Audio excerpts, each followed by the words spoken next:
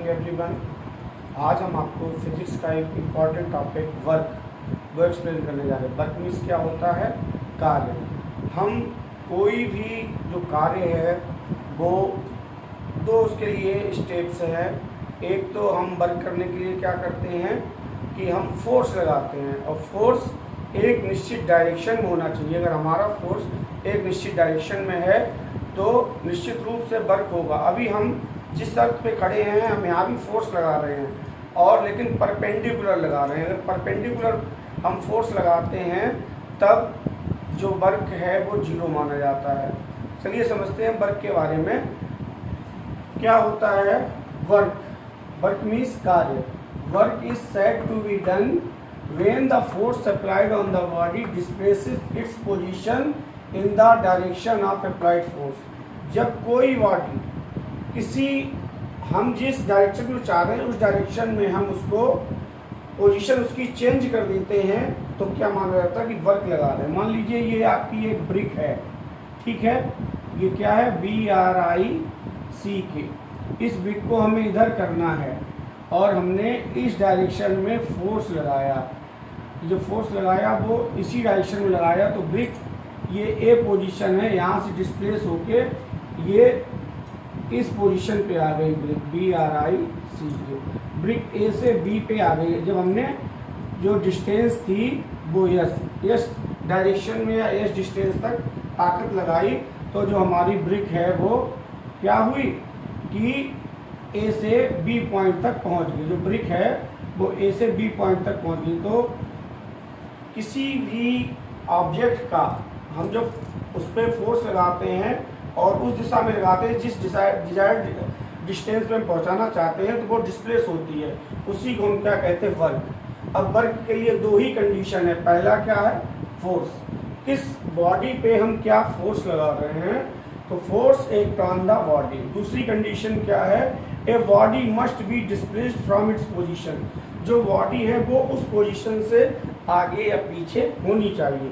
जैसे अगर हम इस दीवार पे ताकत लगाते हैं तो हम इसको बिल्कुल डिस्प्लेस नहीं कर पा रहे हैं, तो यहाँ पर क्या है? कुछ भी नहीं है, क्योंकि मैंने फोर्स तो लगाया लेकिन उतना फोर्स देने में एबल नहीं हो पाया जो इस वॉल को मैं डिस्प्लेस कर पाऊँ, यानी इस पोजीशन से उसको आगे या पीछे कर पाऊँ। Work done by a constant force. जब हम एक कांस्टेंट फोर्स यानी एक निश्चित फोर्स से वर्क करते हैं तब क्या होता है? यही इसकी डेफिनेशन है। It is the product of force. क्या? Product of force and distance moved by the body in the direction. जिस डायरेक्शन में हम बॉडी को मूव करना चाहते थे, और जो फोर्स है तो फोर्स माने F और डिस्प्लेसमेंट माने S। F और S का जो मल्टीप्लिकेशन का प्रोडक्ट आता है वही क्या होता है? फोर्स।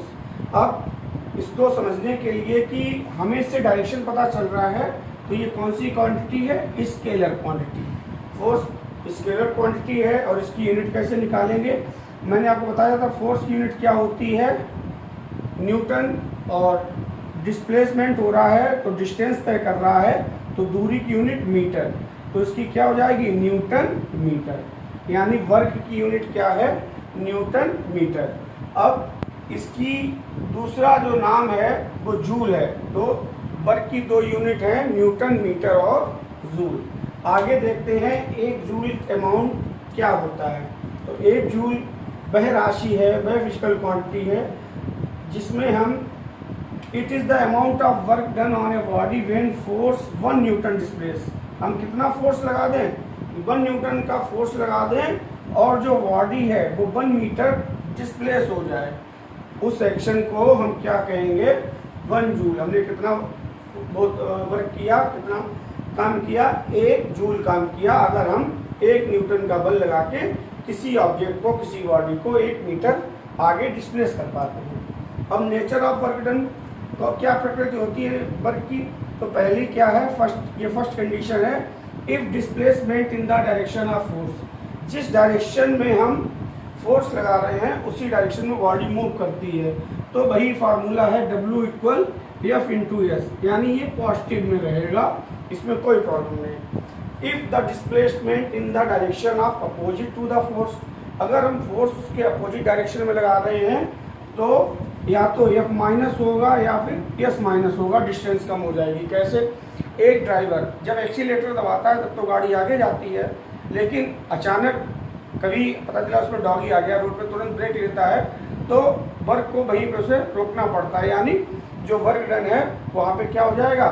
निगेटिव हो जाएगा, यानी ब्रेक्स जब हैं तो निगेटिव का काम करेंगी। और ये वाला थर्ड पॉइंट मैंने बताया ही था, if displacement is perpendicular to the force. अगर ये परपेंडिकुलर है, जैसे मैं इस हथेली पे यहाँ पे वर्क लगा रहा हूँ, ताकत लगा रहा हूँ और ये डिस्प्लेसमेंट नहीं हो रहा है, जैसे कि हम जिस ज़मीन पे खड़े हैं और वहीं पे वो अर्थ है आगे पीछे नहीं हो रही है, डिस्प्लेसमेंट नहीं हो रहा है, तो इसको क्या कहेंगे कि वर्क की थर्ड कंडीशन है। ये जो मैंने वर्क आपको बताया है, अगर ये टॉपिक आपको समझ में आता है तो आपने जो फ्रेंड्स सबके साथ शेयर कर सकते हो।